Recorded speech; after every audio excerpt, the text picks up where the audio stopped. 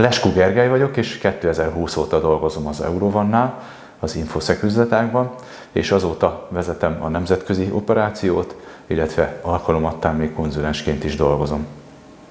A Bankin végeztem 2000-ben, integrált mérnöki szakirányon, egyébként egy angol nyelvű képzést vittünk, nagyon sok gépészmérnöki és villamosmérnöki, illetve informatikai tárgyunk is volt.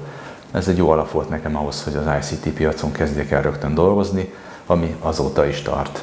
2007-ben volt az első közelebbi kapcsolatom a kiberbiztonsággal, ez egyébként egy logelemzés projekt volt éppen, úgyhogy erre most jó visszaemlékezni ennyi év távlatából, viszont az utóbbi időben csak erre fókuszálok.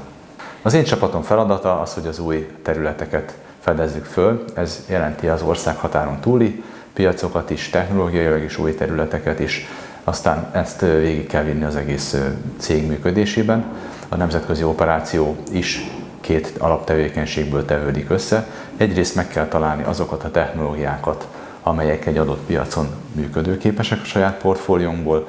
Másrészt, ez viszont Magyarországra is vonatkozik, új technológiák, új gyártók, új eljárások, új szolgáltatásoknak a mindennapi életünkbe való átvitelét is jelenti, és ami pedig a gyakorlati megvalósítása mindennek, hogy egyrészt akár új ügyfelekkel való kapcsolattartásban is, vagy a meglévő ügyfelekkel való kapcsolattartásban is részt veszünk, másrészt, és ez viszont kifejezetten a nemzetközi tevékenységünk, főleg úgy működünk, hogy vannak helyi partnereink, akik egyfajta viszonteladók, vagy a szolgáltatásainkat kiegészítik, és ezzel a partner networkkel is tartjuk a kapcsolatot, és együtt dolgozunk velük.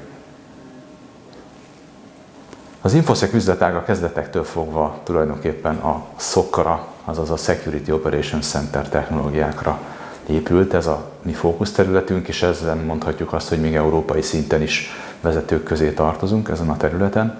És most már jó pár évvel ezelőtt megállapították az üzletág vezetői, hogy nem elég az, hogyha csak felépítjük ezeket a rendszereket és segítünk kialakítani, hanem mi is létrehoztuk a saját kiberbiztonsági felügyeleti központunkat, amely később felvette a SOCWISE nevet, és ez a SOCWISE név az, ami nemzetközileg is ismertét bennünket.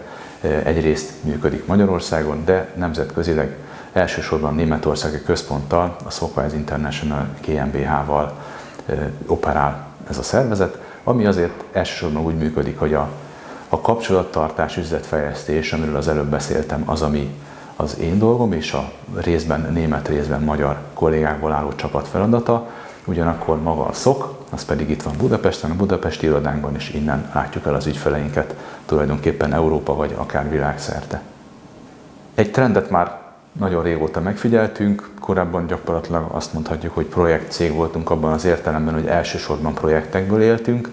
Egy jó pár éve már megjelent a szolgáltatás láb a bevételeink között, és azt gondolom, hogy ezáltal a szervezetünk is egy kicsit átalakult, a szervezeti kultúránk is elkezdett megváltozni, és amióta a SOCWISE létezik, azóta ez a trend csak egyre erősödik.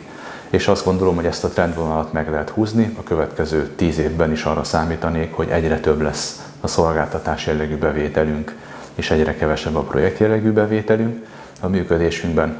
Ha pedig mindezt technológiai oldalról vagy portfólió oldalról közelítem meg, ott inkább azt mondhatnám, hogy talán egy kicsit technológia közelibb lesz a szolgáltatásunk, a szolgáltatásaink, ami azt jelenti, hogy többet fogunk automatizálni, robotizálni, többet fogjuk használni a mesterséges intelligenciát, még annál is, mint amennyit jelenleg használunk.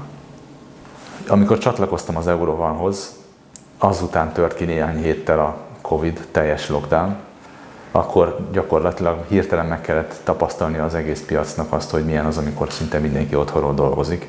Ennek nyilván nagyon nagy hatása volt az én életemre is, de még a munkámra és a munkánkra is. Tulajdonképpen ez, ha úgy tetszik, egy lökést is adott ennek a területnek.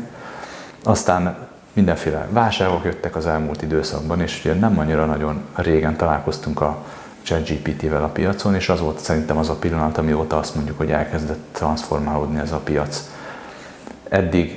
Az eddig eltöltött éveim alatt is nagyon érdekes kihívásokban volt részem az Eurovannál. Megérkeztem egy családias vállalatban, és azt kell, hogy mondjam, hogy csak a mi csapatunk már több mint duplájára nőtt azóta, és amit látok magam előtt, amilyen irányú változások várhatók, már alig várom, hogy megtapasztaljam ezeket a változásokat, és hogy Eddig emberekkel dolgoztunk együtt, aztán nagyon sokat egyedül, majd milyen lesz, amikor együtt fogunk dolgozni végre robotokkal is.